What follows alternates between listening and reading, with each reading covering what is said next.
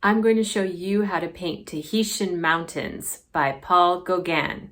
If you're new to my channel, please like this video, subscribe to my channel, and be sure to check out my other videos. I have so many super fun art tutorials on this channel. Gauguin was a French post-impressionist painter born in 1848. He is known for his rocky friendship with fellow artist Vincent van Gogh. Like Van Gogh, Gauguin really only became famous after his death. In 1883, Gauguin gave up his career as a stockbroker to pursue painting full-time. He was influenced by the style of Japanese woodblock prints. He pioneered a style of art known as Cloisonnism, which uses bold, flat shapes and dark contour lines.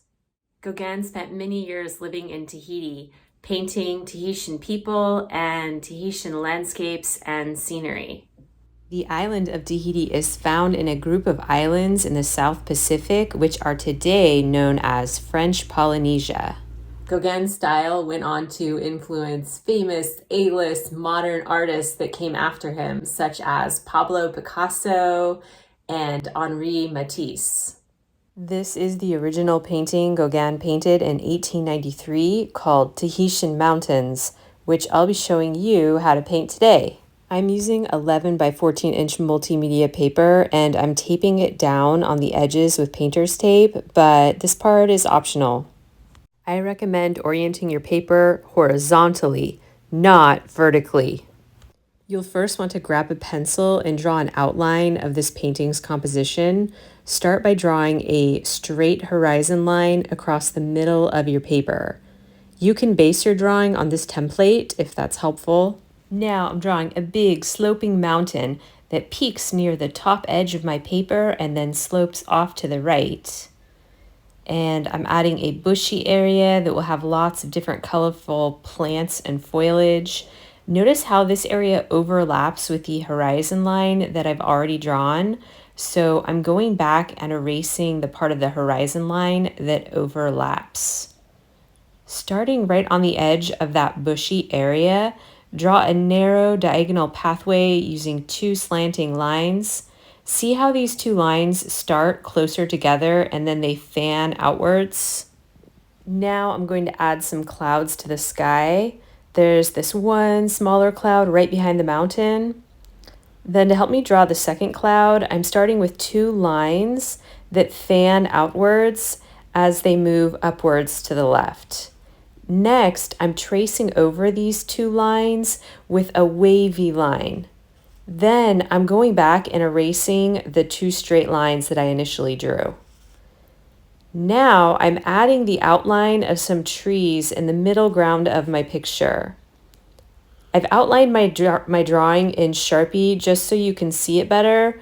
You do not need to outline your drawing with Sharpie.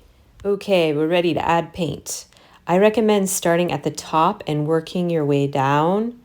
I'm mixing blue and white and using this light blue color to paint the sky. I'm using a small round brush, but you could just as easily use a small flathead brush for this. Once I finished adding the blue paint, I decided I wanted my sky to look lighter, so I'm going back and adding some white paint to it now. For the mountain, I'm going to use dark brown, light brown, and orange, starting with dark brown at the top and then filling in with the lighter brown. I'm adding a mixture of orange and white paint to the left side of the mountain and adding a few orange highlights in the middle. I'm making a very yellowish green to paint the tree on the right.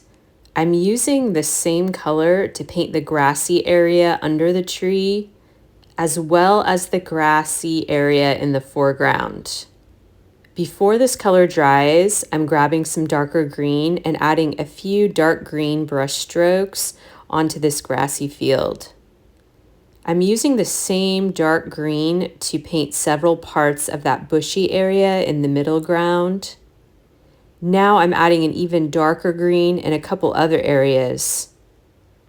I decided I want the base of the mountain to have a darker edge, so I'm adding some dark brown here now.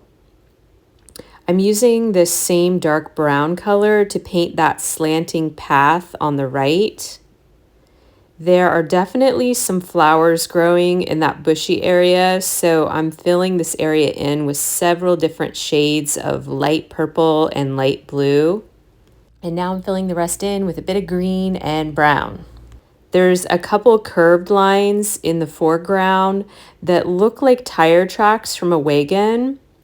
But when Gauguin made this painting in 1893, cars had only recently been invented and there were not yet any cars in Tahiti. So this was definitely tracks from a wagon. I'm using a light brown mixed with a little bit of orange to paint these tire tracks. Notice the curved shape of these tracks. I'm going to use a similar color to paint another tree in the middle ground. I'm adding a tiny brown line for the trunk. Now we're going to add some palm trees. I recommend that you practice painting a palm tree on a scratch paper first. I repeat, try it on a scratch paper first to make sure you like your palm tree. Take a very tiny round brush and paint several long brown stems in the background. Now grab some green paint and make a series of curved lines that fan out from the tip of the brown stem. I think they kind of look like fireworks. I want to make these palm leaves pop out more, so I'm grabbing some really light yellow-green paint and tracing back over the top edge of my palm leaves. And now I'm just adding a touch of light orange paint. I'm adding the orange on the lower palm leaf branches because that's usually where the dead leaves are. For a final touch, I'm adding a patch of light green color to the trees on the right.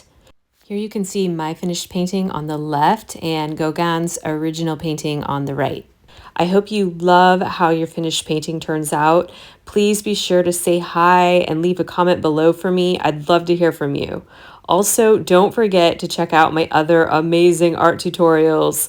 Please hit that like button and subscribe to my channel, Rainbow Parrot Art.